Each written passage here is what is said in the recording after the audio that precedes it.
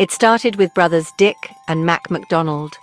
In San Bernardino, 1948, they saw problems with their popular drive-in. A big menu, slow service, and too much complexity.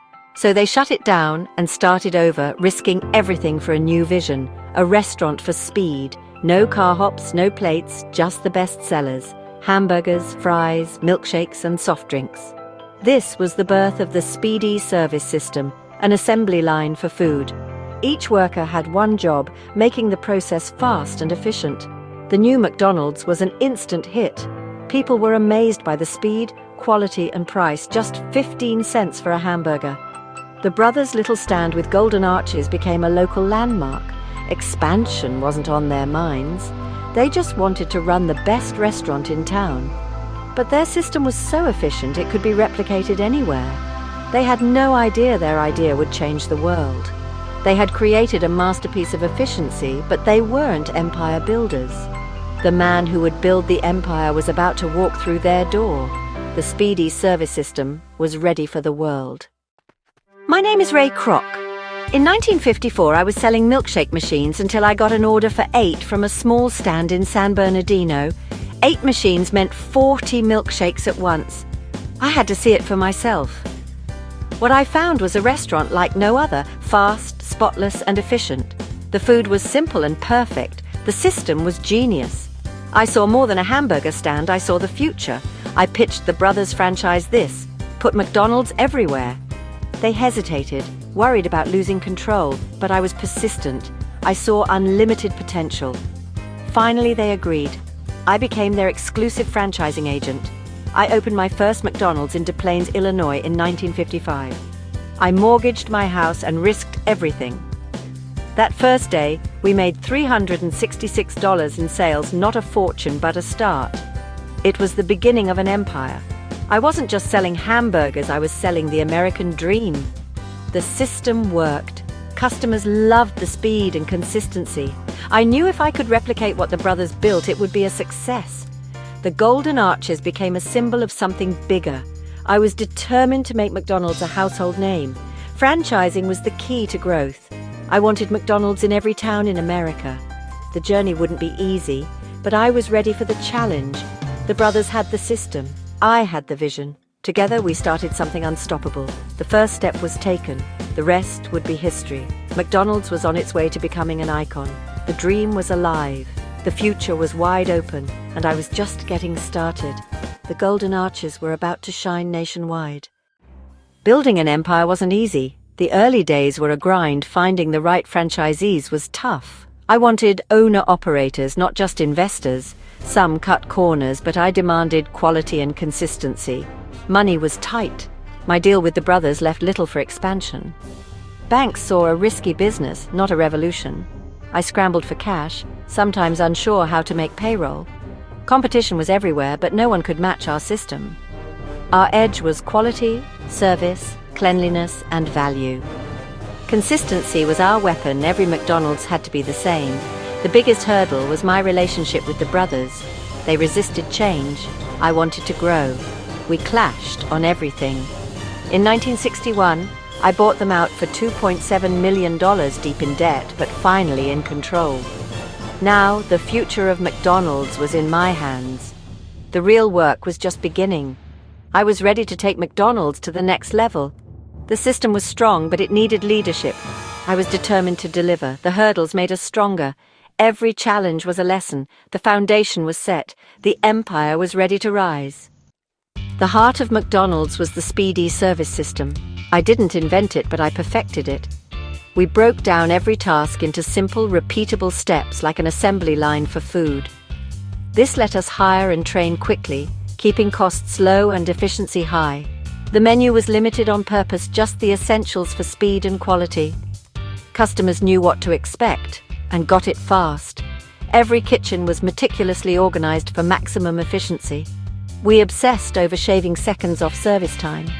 Innovation was constant custom scoops, condiment guns, pre-sliced buns. Consistency was everything. A burger in Illinois tasted like one in California. We created detailed manuals and even Hamburger University to train everyone the McDonald's way. It wasn't just about food, it was about building a system. The system delivered a high-quality experience every time, everywhere. That's what set us apart. Speed and simplicity were our secret weapons. The system was our philosophy. It was the engine of our success, and it changed the restaurant business forever. Our philosophy was summed up in 4 letters: QSC and V. Quality, service, cleanliness, and value. This wasn't just a slogan, it was our promise. Quality started with the best ingredients and strict standards. Every burger had to be hot, fresh, and delicious. Service meant speed and friendliness. Orders in under a minute, always with a smile. Cleanliness was non-negotiable. Floors, windows, restrooms, all spotless. If you have time to lean, you have time to clean. Value meant great food at a price families could afford. QSC and V built loyalty and trust. It made McDonald's more than just a restaurant. It was the foundation of our empire. Every crew member lived by this creed. It set us apart from every other fast food joint. Customers came back because they knew what to expect. QSC and V was simple but powerful. It was the magic formula. It was our competitive edge. It made us great. The promise was kept every day in every restaurant. That's what made McDonald's a legend. The QSC and V promise was our heart and soul, and it still is. My vision was national and global growth built on franchising. But I did it differently. I wanted owner-operators, not absentee investors. Franchisees invested their lives, not just their money. We built partnerships, not just business deals. Success was shared. When they won, we all won. We provided the system and support. They brought hard work and passion. The breakthrough came with Harry Sonneborn's idea real estate. McDonald's would own the land and lease it to franchisees. This gave us steady income and control. If standards slipped, we had leverage. Real estate funded our explosive growth. By 1965, we had over 700 restaurants nationwide. The Golden Arches became a national icon. Our franchise model was fair, profitable, and scalable. It was the foundation for global expansion. We built a team, a family, and a phenomenon. The next step take on the world. The system was ready to go global. By the mid-1960s, McDonald's had conquered America. But I believed our system could work anywhere. We started abroad, Canada, Puerto Rico, then took on Europe and Asia. People said it couldn't be done, but we adapted. Our strategy, think global, act local. We partnered with locals, learned the culture, and tweaked the menu. In Japan, we introduced the Teriyaki McBurger. In India, the Maharaja Mac. We listened and adapted, but the core, Big Mac, fries, Coke, remained. The Golden Arches became a global symbol. Opening in new countries was a cultural event. In Moscow, 1990, thousands lined up for their first Big Mac.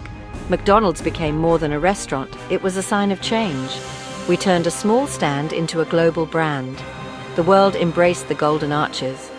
Our promise was universal quality, speed, and value.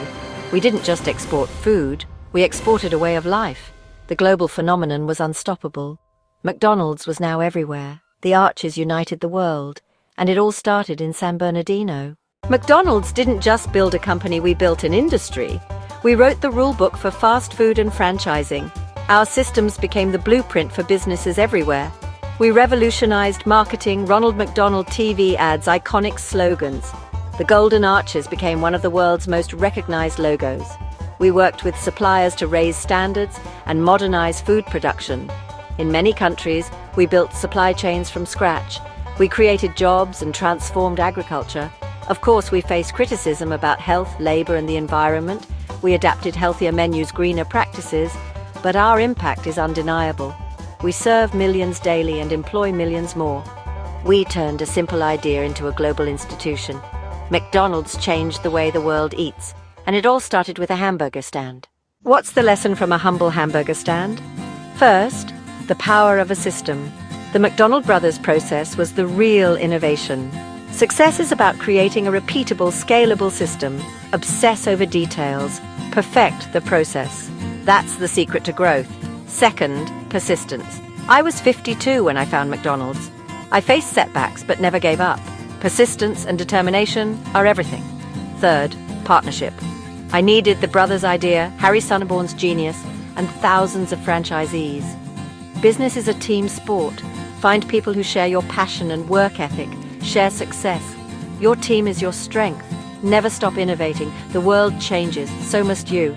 From the speedy system to the drive-through, we kept adapting, listened to your customers, try new things. The story of McDonald's is the story of the American dream.